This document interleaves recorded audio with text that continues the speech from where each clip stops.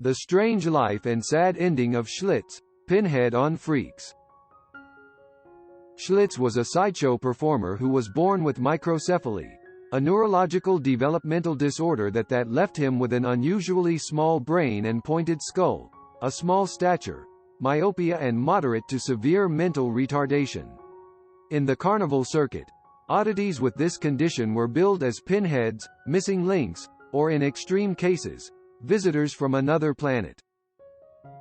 Schlitze's real name, birth date and birth location will never be truly known, but according to his death certificate and gravesite, he was born on September 10, 1901 in the Bronx, New York, and his alleged birth name was Simon Metz. He was also known as the Monkey Girl and the What Is It?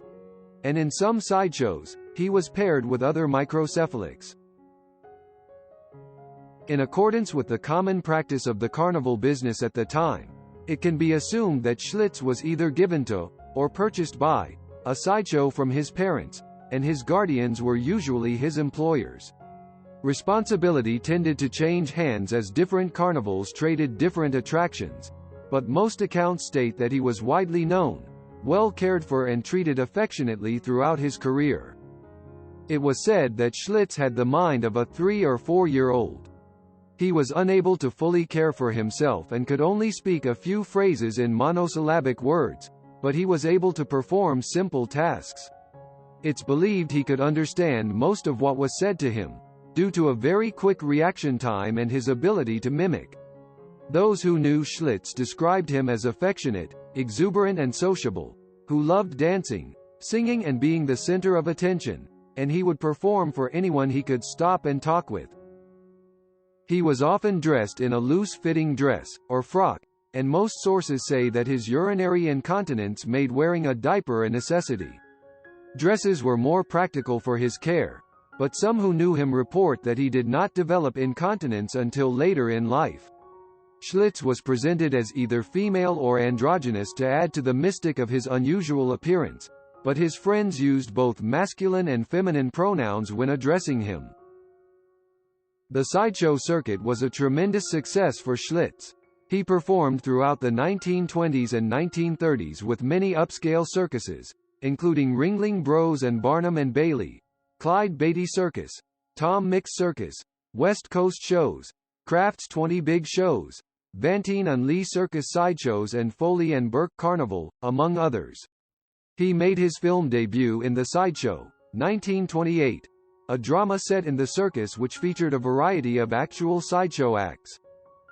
In 1932, Schlitze landed his most famous role in Todd Browning's iconic horror film Freaks, 1932, which was also set in a carnival and featured a number of genuine sideshow oddities. Along with Elvira and Jenny Lee Snow, he shared a scene with Froso, who compliments her dress and offers to buy her a new hat with a long feather. For the most part, Schlitze's lines are gibberish, but he loved wearing new dresses and hats, playing with stringed instruments and enjoyed cards and board games. He also taught himself to imitate the tone of director Todd Browning's voice. That same year, he also appeared in Island of Lost Souls, 1932, as a furry manimal, although there is debate whether the performer was actually Schlitze or a look-alike. While Schlitze was performing with the Tom Mix Circus in 1935, George Surtees, a chimpanzee trainer with his own act in the show, adopted him and became his legal guardian. Schlitze's last name was changed to Surtees, and his final film role was as a sideshow performer, Princess Bibi, in Meet Boston Blackie, 1941. Schlitze continued performing on the sideshow circuit, but after George Surtees' death in 1965, his daughter committed Schlitze to a Los Angeles County hospital. He remained there for some time until he was recognized by Bill Unks, a circus sword swallower who happened to work at the hospital during the off-season. According to Unks, Schlitze seemed sad and depressed.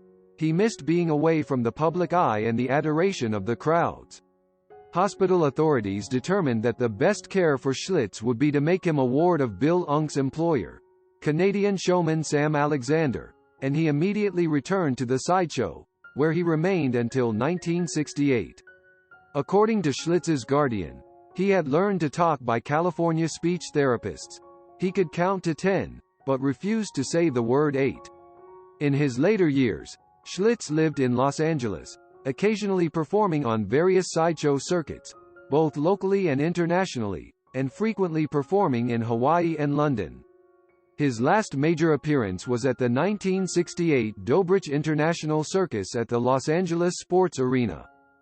He spent his final days living in an apartment on Santa Monica Boulevard in MacArthur Park, and became a notable attraction performing on the streets of Hollywood. He would visit the lake with his guardian, feeding the pigeons and ducks and performing for everyone that passed by. Sadly, Schlitze passed away on September 24, 1971 at the age of 71 of bronchial pneumonia at Fountain View Convalescent Home.